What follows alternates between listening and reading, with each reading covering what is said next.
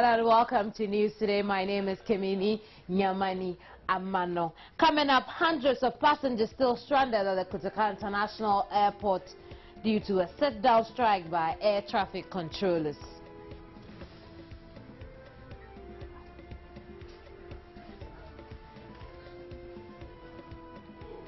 To come, Bank of Ghana says it will prosecute microfinance companies that do not secure depositor funds. Also ahead, U.S. Ambassador to the United Nations has strongly condemned Russia, saying there's nothing to justify its military presence in neighboring Ukraine. I'll bring you details of these stories and plenty more over the next hour. Don't go away.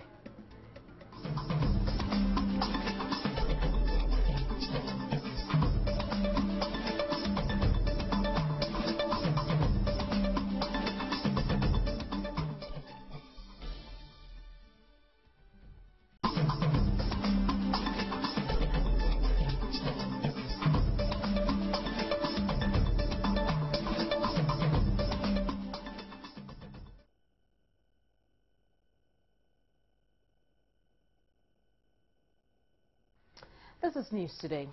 And now hundreds of passengers Tuesday morning are stranded at the Kotoka International Airport due to a sit-down strike by air traffic controllers. The strike has led to all local flights being grounded. Director General of the Ghana Civil Aviation Authority, Air Commander Kwame Manfio Retired, said measures have been put in place to ensure the situation normalizes. A couple of weeks ago, the air traffic controllers, that is, they do have an association called GATCA, the Ghana Air Traffic Controllers Association.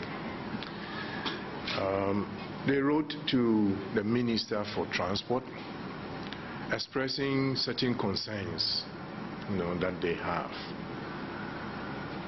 And the board at the time was also copied. As we speak, the committee is at work and yet to present its report to the board.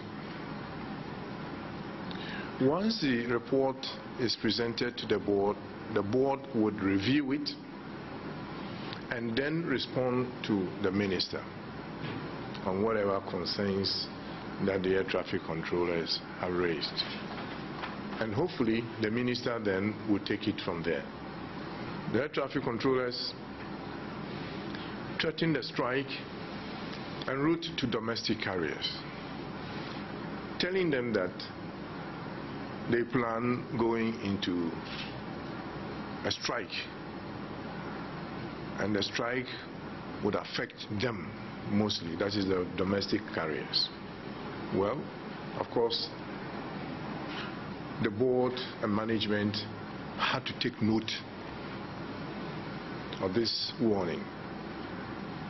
They also wrote to the press indicating that there was total confusion in Ghana Civil Aviation Authority, specifically the engineering aspects, and probably since they have also raised concerns that would be in their area as well. Discussions have been going on till now. They met with the minister. Of course, the minister made certain assurances and pleaded with them to stop the intended strike. And so they decided to hold off for a while. We get up this morning only to find that, yes, what they threatened, because the minister had not come back to them, they were going to pursue it.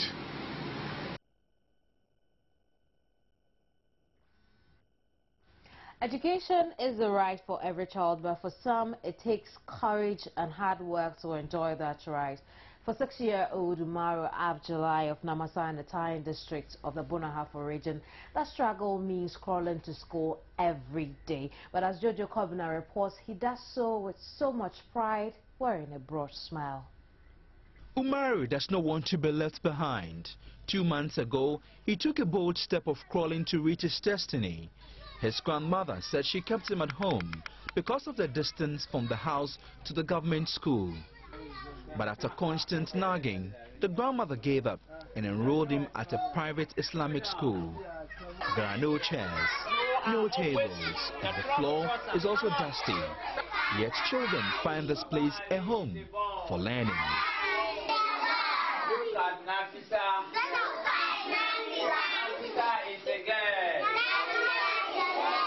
Umaru always wears a smile. He crawls 20 minutes to school. His headmaster says he has never seen a child so hungry for education. So he admitted him for free. He comes to school always a very promising child. He's very intelligent. He answers all questions perfectly well. As much as any other child of normal lesson does. And at times, if you weigh his intelligence, you see that he's a little more intelligent than most of them. At times you see it will rain, and we took pity in him that if he's to go to school, how he will walk or crawl in the muddy on a muddy ground like that. We took pity in him. After school, he crawls on the hot, dusty ground back home.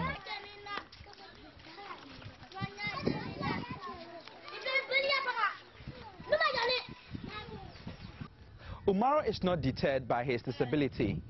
He walks gradually into his future, and he does not allow his physical disability to hinder him. What Umaru needs now is a wheelchair so that he can easily go to school and come back home. He greets his grandmother and shares what he learned at school.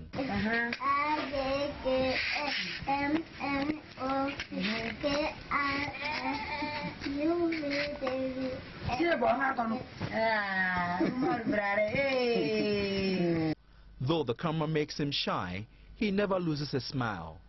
Umaru's grandmother, Amina, wants government and other benevolent organizations to come to their aid.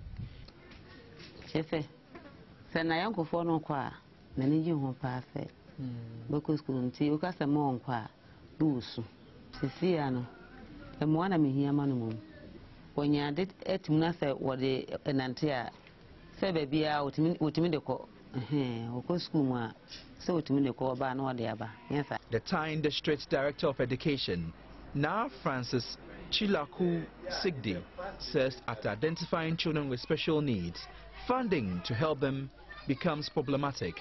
The only obstacle is that when we identify, but the sponsorship to send them to the appropriate quarters becomes a problem. So my special education coordinator, who happened to be the disabled vice chairman, is also lobbying with the other NGOs outside to come in to sponsor these children. Until benevolent people come to Umaru's aid, he will continue crawling to have a good future. Jojo Kobina, Joynews.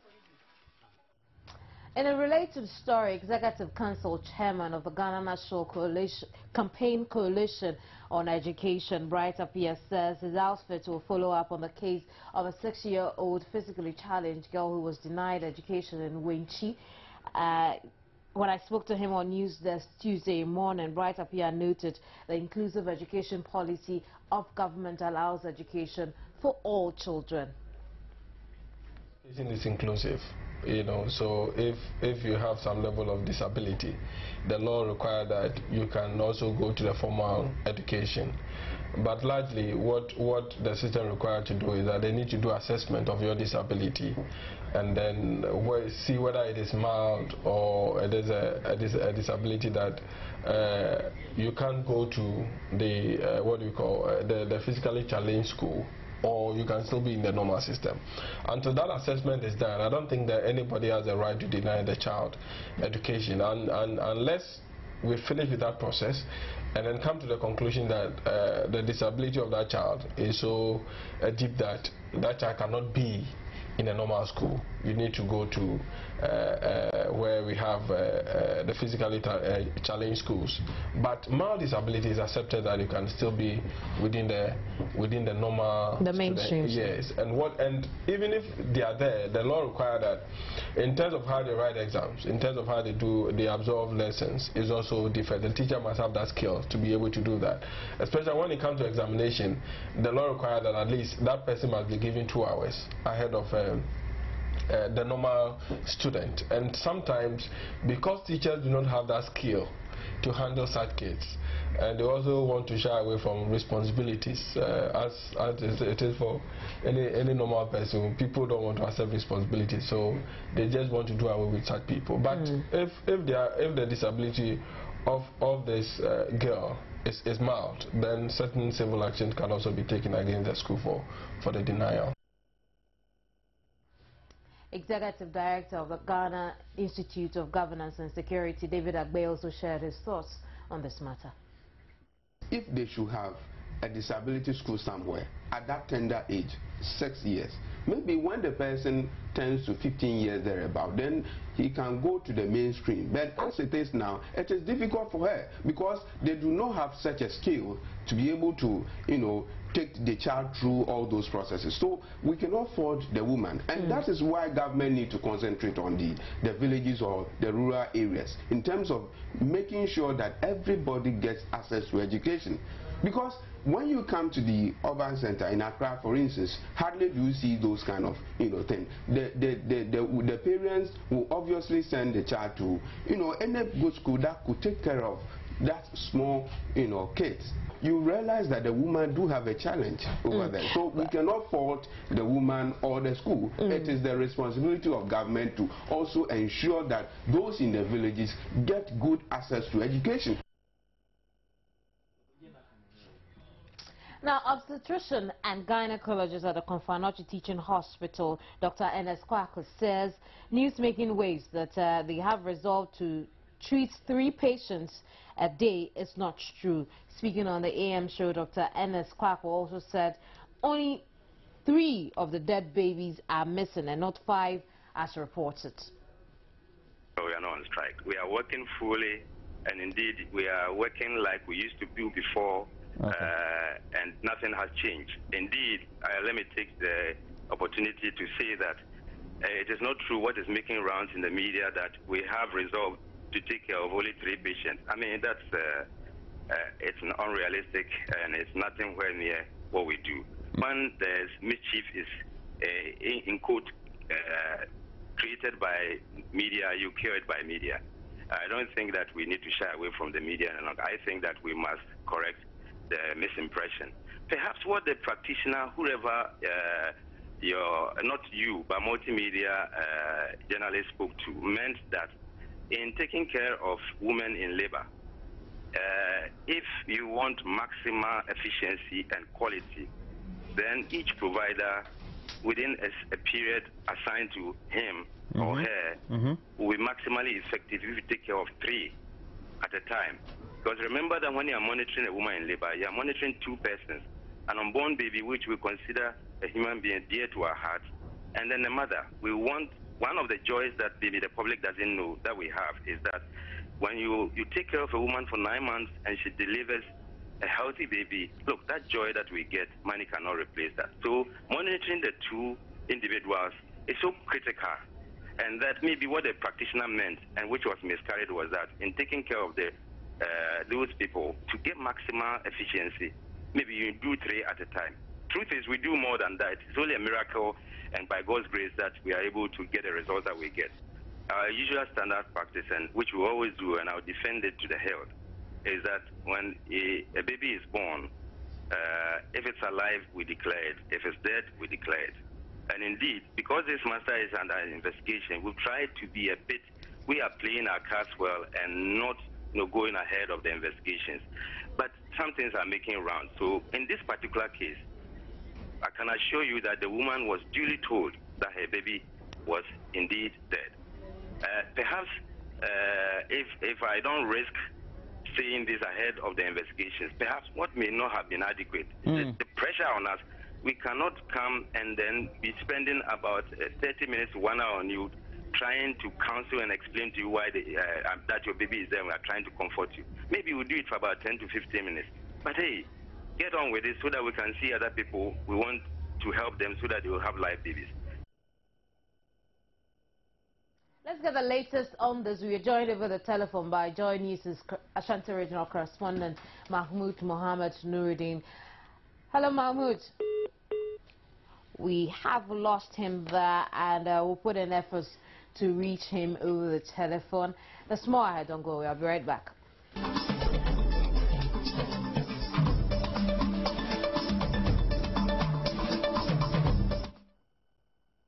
Let's go back to the Ashanti region and get the very latest on whether or not a baby has been found. As far as the Konfanoji Teaching Hospital is concerned, we are joined by our correspondent in the area, Mahmoud Mohammed Nuruddin. Hello, Mohammed. Hello, Kamini. Thanks for joining us. What's the latest on this? Well, Kamini, we told that the hospital has now received a formal communication from the Ministry of Health, and they will look at it and react appropriately to directives of the ministry. What will this formal communication be? Yeah, you know, earlier they said they haven't received any letter from the communication directing them to produce the babies within 14 days, and that later yesterday we are told they have received that letter from the ministry, and they will look at it and react appropriately. And what is their response to that? Now they haven't said anything about it. They're still looking at it, and of course they will ask you. I see. There's also another issue of a baby having been found, and the fact that they are not looking for 5 dead babies, but they're looking for 3. What have you gathered? Yeah, that is what we are hearing. We are getting from the hospital. They are saying 3, as far as their reports are concerned, it's only 3 babies that have gotten missing, and they are looking for the 3 babies. So we are waiting to see after they've gone through the formal the letter, and we will now wait and listen to whatever they have for the media. How about the conflicting accounts of a baby having been found?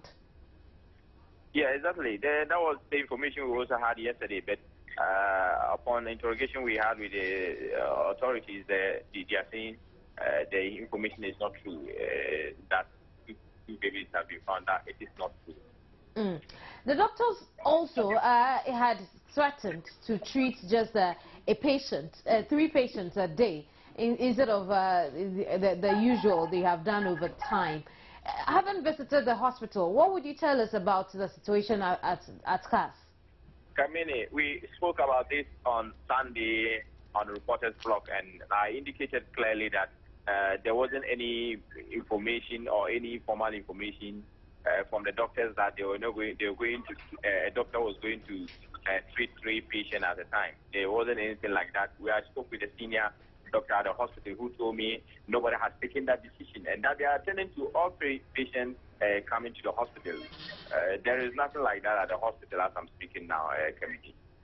I see. So this letter that they have just now received, what do we know about what it contains? For now, Committee, we cannot tell what they have now. You know, we haven't seen the letter that they have received from the ministry.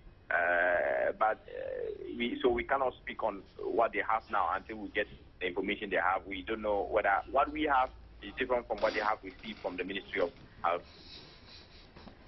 Right, thank you very much, Mahmoud Mohammed Nuruddin, the Joynews correspondent in the Ashanti region. What we'll do is we'll try and get in touch with the Ministry of Health and find out why the 14-day ultimatum is only now getting to management at the Konfanoji Teaching Hospital. Let's move on to something else now. And well, COM has returned to Wa Senior High Technical School after reports of mysterious deaths of students of the school. 2 students were said to have died in what some of the students attributed to occultism. Overwhelmed by the situation, the students asked the school authorities to close down the school temporarily for investigations. A visit to the school Monday morning revealed students going about their normal activities, though classes were not in session. The headmaster of the school, Gaitin Baile, refused to speak to the media, but the Parent-Teacher Association, Ishahaku Adam, told Joy News they are putting measures to resolve the grievances of the students.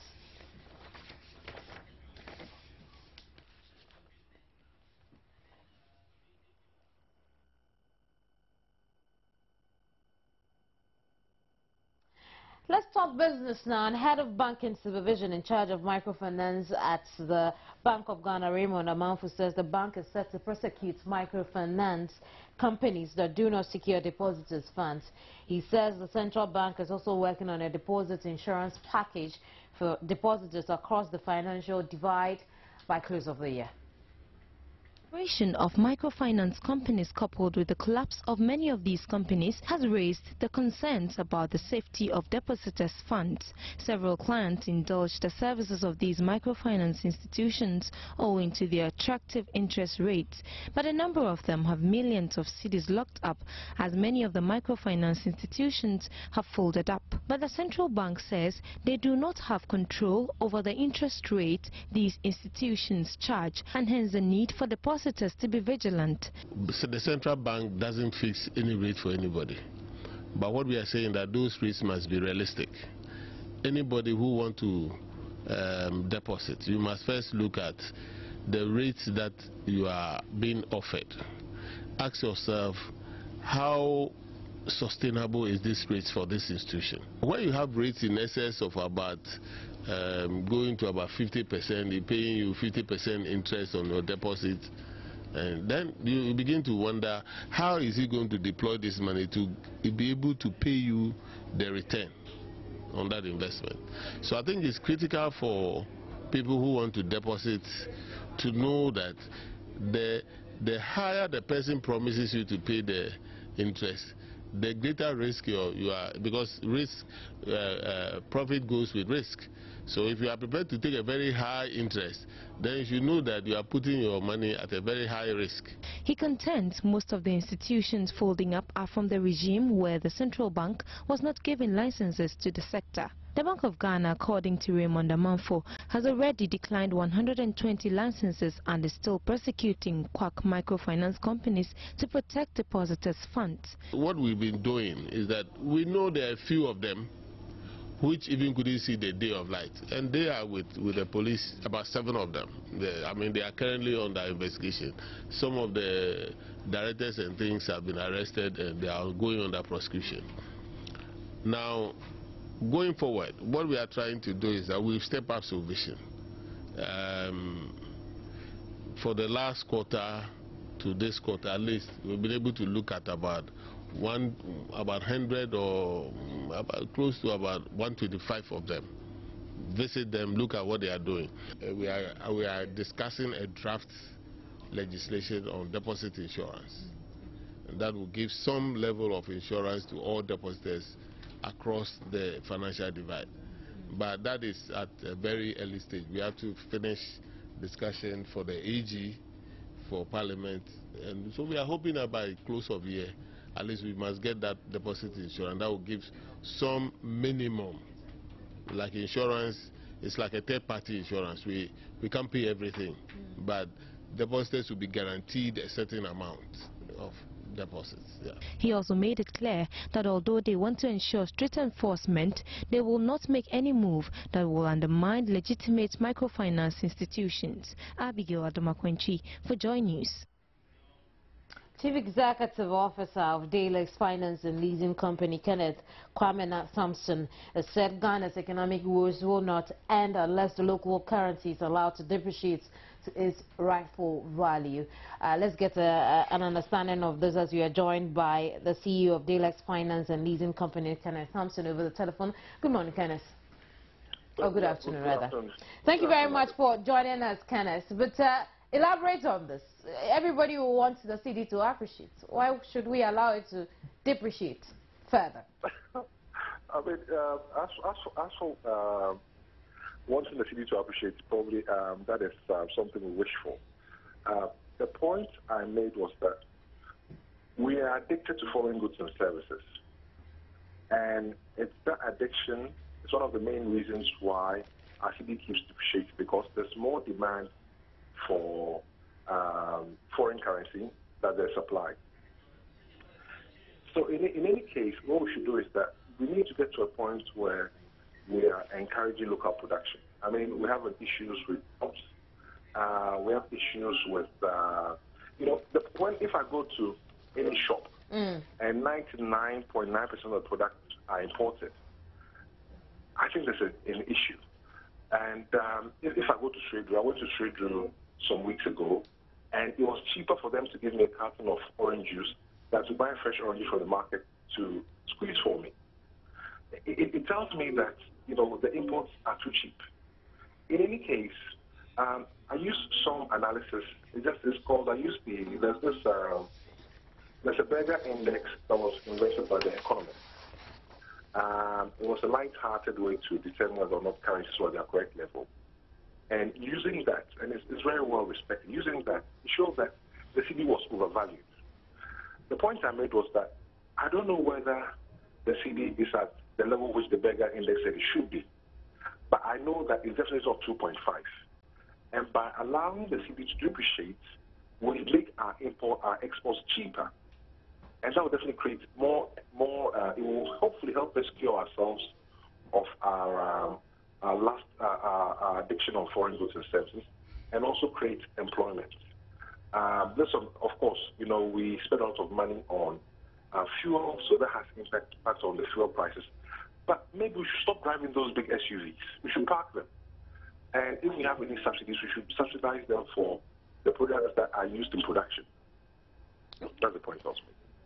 Kenneth, let me try and understand you. What you're saying is that we should depreciate or devalue the city so that we can make our exports cheaper. No, I'm saying that the city Is that what you're saying?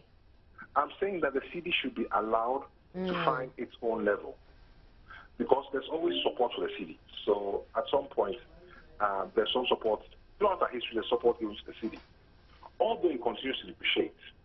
But we should allow the city to find a certain value, which will then start to now trigger,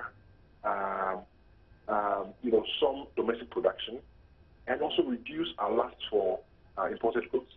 And I think that, in the last phase of the nation address, the president, he made a lot of effort to try and promote Made in Ghana. But Made in Ghana is not going to happen because we win it. Made in Ghana is going to happen because something forces us to change our taste and behavior. We just are addicted to foreign goods and services. But go to any shop. Yeah. When we are not a manufacturing nation, how feasible is this? When or what? We don't manufacture a lot of the things we... It's nothing to do with manufacturing. I see. We produce cocoa. We produce the shea nut. There was a time when we were doing things in cassava. We're exporting yams. There was handicraft. There was clothing. And as soon as the city depreciates to a certain level, suddenly those things become cheaper for foreigners. And those pineapples. And all those things have gone down. And apart from those primary products, there's a lot of intermediary activities that go with it. There are people that transport it. There are some people that probably will package it. There are people that will semi-process it. So it's not about manufacturing. We have a sector that we can develop based on the things that we already produce. I'm a bit confused here, Kenneth. So we make our produce cheaper for the foreigners and create the markets, and then what happens? It is very simple. It's very simple. At the moment, for example, to buy let's say a tube of yam from Ghana, it costs somebody $2. If the CD, the value changes, it probably cost the person now $1. So they'll buy more from Ghana. It makes exports cheaper. One of the big problems America has had with China all these years is that America complains that the Chinese artificially artificially manipulate the price of their currency to make their exports cheaper.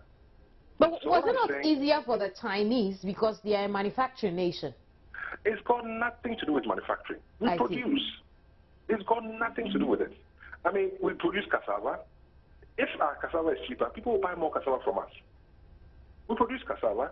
If suddenly, you know, why should it be beneficial from somebody to bring tomatoes and green peppers from Burkina Faso and sell it cheaper than something that's been made in Ghana?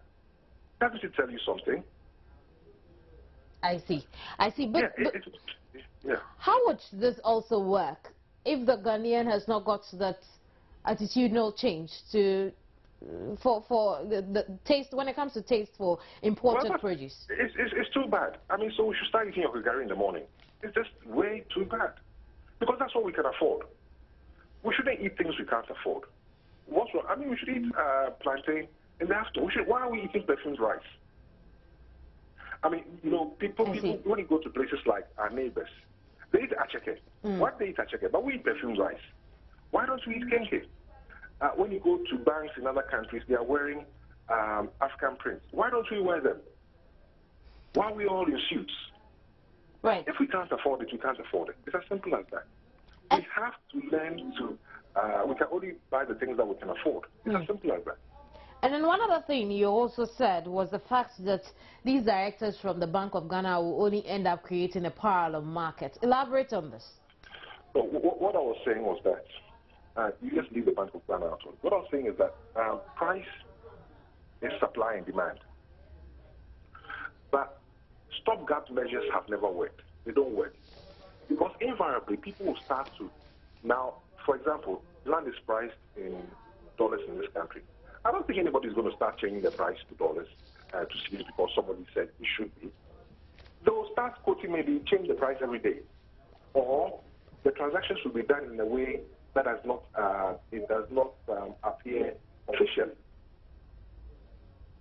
I mean, it's as simple as that. It can't work. It's not possible. How bad is that? How bad is that? Oh, I don't know. I mean, your guess is as good as mine. But I know that people will not change their behavior because somebody wants them to. They'll change their behavior because they are made to. And people are going to take transactions. If somebody is going traveling, they'll start to now have transactions with people outside Ghana rather than do them onshore. I see. And so I don't. Yeah. I mean, that really is a no-brainer. I mean, it really, really is a no-brainer. Right, Kenneth, we'll leave it here for now. Kenneth Kwame Thompson is CEO of Microfinance and Leasing Company. Now, the latest Bank of Ghana inflation indicates the government of Ghana will miss its latest target.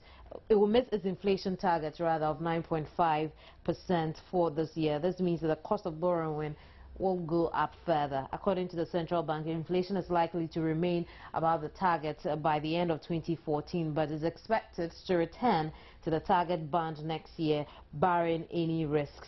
The main assumptions of these forecasts are the likely pass-through effects of the faster pace of depreciation of the cedi, the slower than anticipated fiscal consolidation, and the continued utility and petroleum price adjustments.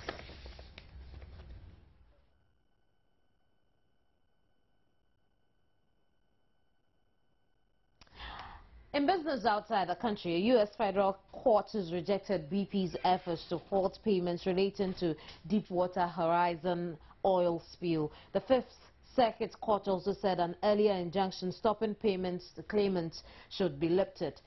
BP had argued that some firms filed fictitious spill claims. The court wrote in its verdict, the settlement agreement does not require a claimant to submit evidence that a claim arose as a result of the oil spill. BP has said it disagrees with the ruling.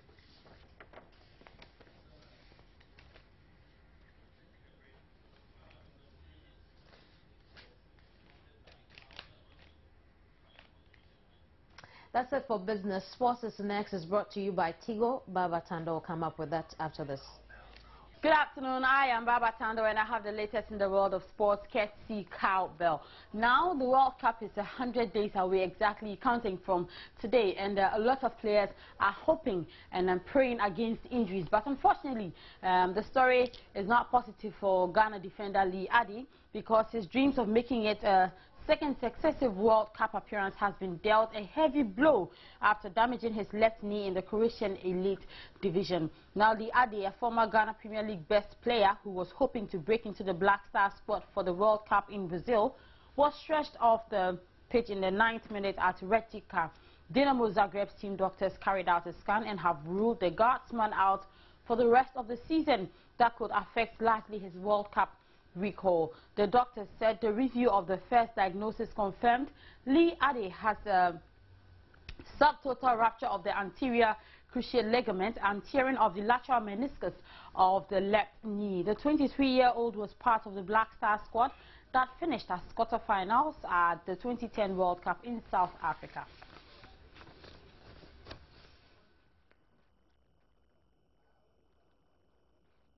We still stay with the Black Stars, and head coach Kwesi Appiah has revealed and insisted that the goalkeeper Fatau Dauda remains his #1, despite being asked from the Black Stars squad for tomorrow's friendly match against Montenegro. Now, the 28-year-old was dropped from the 21 squad called out by coach Kwesi Appiah for the game, which will be played at the stadium Podgorica, inside Podgorica, that's the capital for Montenegro. Many have attributed Dauda's exclusion from this latest squad to his lack of regular first-team opportunities at his South African club Orlando Pirates. Coach Appiah, however, still hopes that only injury will stop him from sending his safest pair of hands to the World Cup in Brazil, and that nothing will prevent him from making his first choice at the Mundial. Ghana is placed in Group G with Germany, Portugal and the USA for the World Cup in Brazil.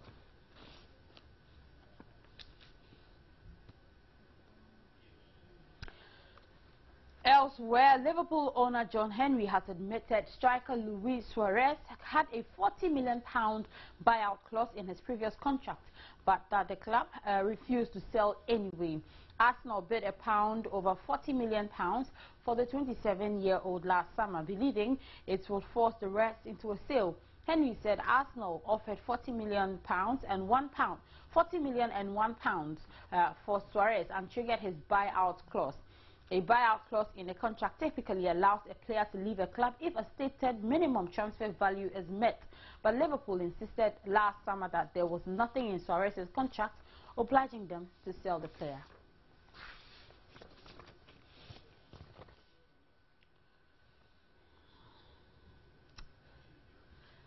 Former Football Association Chief Executive Mark Palio says he was flabbergasted after Sol Campbell claimed he was not selected as national team captain because of his race.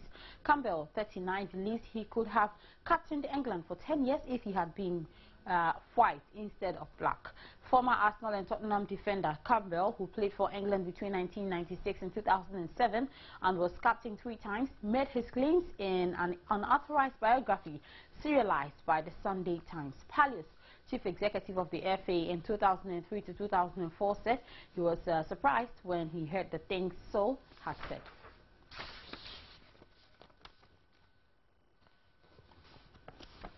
There'll be more sports on the major news bulletin at 8 p.m. My name is Baba Tando. For now, it's a wrap. Sports on News Today is brought to you by Cowbell. Good afternoon.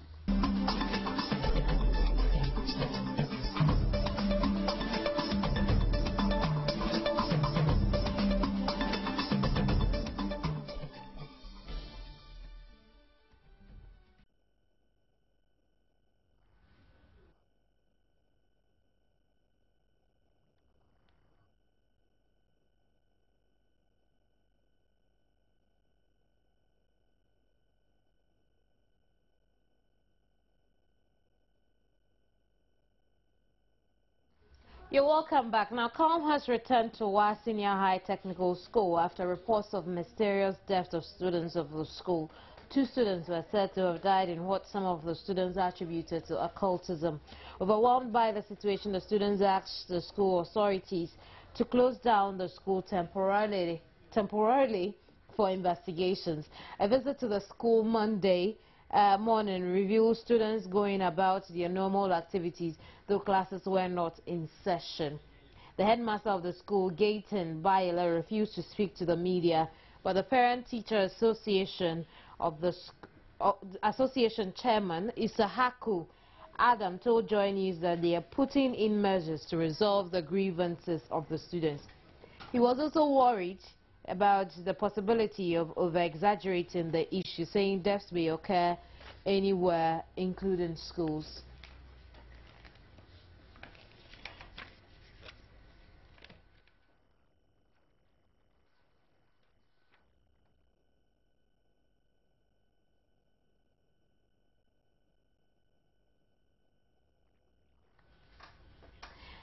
Elsewhere, the United Nations proposed a nearly 12,000-strong peacekeeping force for conflict-ravaged Central African Republic that would have a robust mandate and initially focus on protecting civilians. The recommendation was included in a report from the UN that he is gravely concerned the violence could spiral into genocide and that a de facto partition of the country was setting in.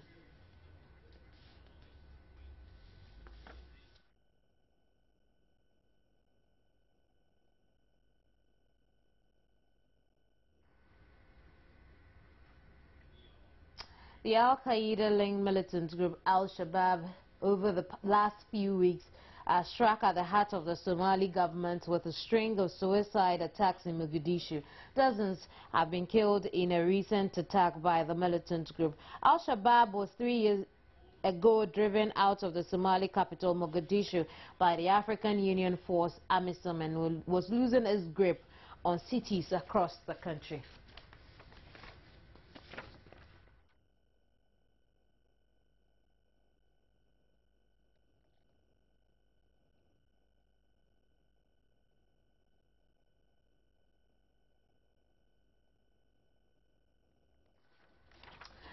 That'll be all for news from elsewhere. Back home, water supply to eastern Accra is expected to normalize following the completion of major rehabilitation works at the Pond Water Treatment Plant. The plant was shut down on Thursday, February 27, 2013 to allow contractors to undertake critical pipeline interconnections. Matilda Wamega, who's here at Joynews, has been following up on this as to whether or not water is back in Accra. She's currently a Mamobi. She's joined us live from there. Hello, Matilda. Hello, Matilda. Hello? Yes, what can you tell us? Has water returned? Well, we have been to Nyaho Clinic area, the railway station, where what we gathered is that for the past 2 days they haven't received water. What they tell me is that for 3 days ago the tap came late at night, and then afterwards they haven't received water since. And we moved to Accra New Town, to where we spoke to some people who told us that the taps just started flowing just this morning. So they have been able to gather some, but then it flowed till later somewhere this afternoon, and then it's no more flowing. But then currently we are at Mamobi, where we've been trying to speak to some people who tell us that water is not flowing for the past 3 weeks. They haven't received water. So what they do is they have to get water from the tankers to fill their tanks in order to sell it to members of the community. So we will be speaking to some of them briefly to find out what exactly they have been going throughout this period. I see. Go ahead. Okay. All right. So I'll just be speaking to Madam Elizabeth anymore to find out.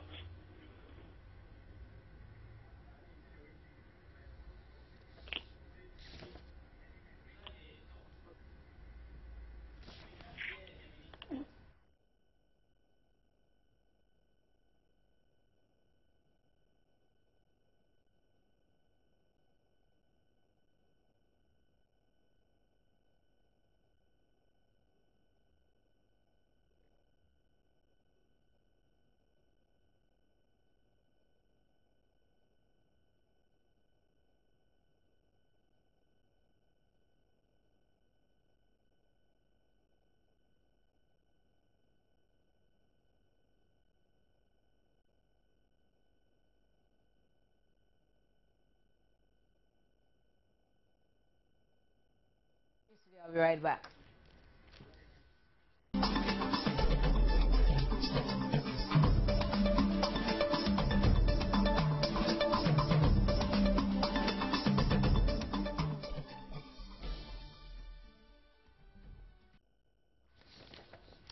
Let's get into some show business now.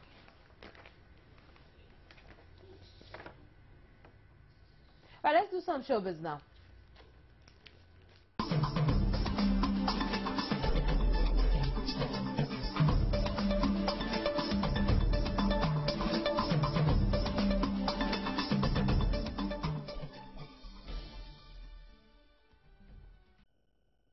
The proliferation of microfinance companies coupled with the collapse of many of these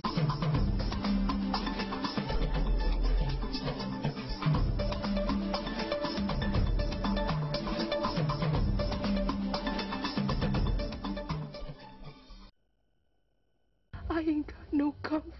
We apologize for that. Let's get into some showbiz. And Kenyans across the world and Africans at large have been celebrating the success of Kenyan actress Lupita Nyong'o, who on Sunday night became the first African to win an Academy Award. Lupita bagged the Best Supporting Actress Award for her role as Patsy in the slave drama 12 Years a Slave, directed by British filmmaker Steve McQueen.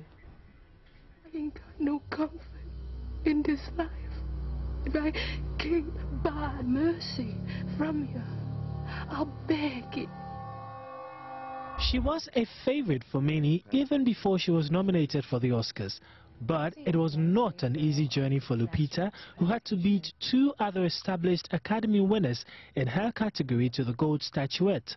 The 31-year-old Nyong'o was shocked when she was announced as winner of the award for Best Actress in a Supporting Role. And the Oscar goes to Lupita Nyong'o. Thank you to the Academy for this incredible recognition. It doesn't escape me for one moment that so much joy in my life is thanks to so much pain in someone else's.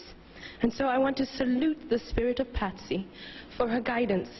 And for Solomon, thank you for telling her story and your own. Steve McQueen, you charge everything you fashion with the breath of your own spirit. Thank you so much for putting me in this position. It has been the joy of my life. Kenyans back home have expressed great joy at her victory, which they hope will boost their local film industry. As a Kenyan, I feel like she's made us proud, and I feel like she has given hope to the Kenyan movie industry. Now we are known that even Kenya can produce talent, and it's motivation to parents to encourage their children to also pursue art. I am so much proud of our sister. She has done us proud as a country. I went to Master Shaw's plantation. You admit it? Yes, freely. And you know why? I got this from Mrs. Shaw. Mrs. Lupta won't even grab me no soap to clean with. Without a doubt, Lupita's role as Patsy in the slave drama 12 Years a Slave was very emotional, and it was perhaps the first time many of us have seen her on our screens. But here are a few things you probably did not know about Lupita. She made her professional acting debut at age 14, playing Juliet in a local production of Romeo and Juliet in her home country of Kenya. In 2008, she starred in a Kenyan television series, Sugar, an MTV UNICEF drama about HIV/AIDS prevention. Lupita in 2009 wrote, directed and produced a documentary titled In My Genes about the treatment of the albino population in Kenya. Now that documentary won her first prize at the Five College Film Festival. Before taking home the Oscars on Sunday, Lupita won the Critics' Choice Awards 2013 for Best Supporting Actress, still for her role in 12 Years a Slave, as well as 2 Screen Actors Guild Awards for Outstanding Performance by a Female Actor in a Supporting Role and Outstanding Performance by a Cast in a Motion Picture. She was also nominated for Best Supporting Actress at the recently held Golden Globes and British Academy of Film and Television Arts BAFTAs. So you see, Lupita has indeed paid her dues and deserves this award. Our headlines this hundreds of passengers still stranded at the Kotoka International Airport due to a sit-down strike by air traffic controllers. Bank of Ghana to prosecute microfinance companies that do not secure the depositor funds. U.S. Ambassador to the United Nations strongly condemns Russia, saying there's nothing to justify its military presence in Ukraine.